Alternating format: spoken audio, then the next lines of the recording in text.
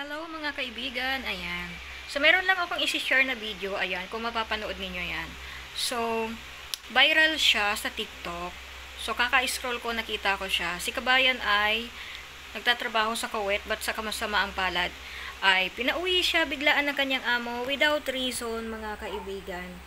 And ang masaklap doon, wala siyang kabit-bit-bit-bit na kung ano mang gamit niya.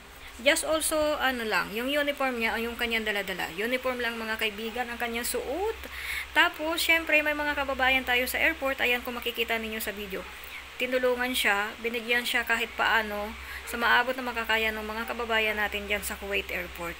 Yan, ganyan po ang realidad ng ibang mga kababayan natin na nagtatrabaho sa ibang bansa na hindi siniswerte sa mga amo. Kaya, ang advice ko sa mga kapwa natin, pamilya, yung mga kapamilya natin sa Pilipinas, kumustahin nyo yung inyong mga kamag-anak na nasa abroad. Hindi yung puro lang kayo hingi ng hingi kasi hindi ninyo alam kung ano ang nangyayari sa inyong kamag-anak sa ibang bansa. So marami pong mga ganyang senaryo ang nangyayari. So nakakaawa si kabayan. Imagine, naka-uniform ka, nauuwi ka ng Pilipinas, uniform na pangkatulong mga kaibigan. So ayan, makikita ninyo sa video.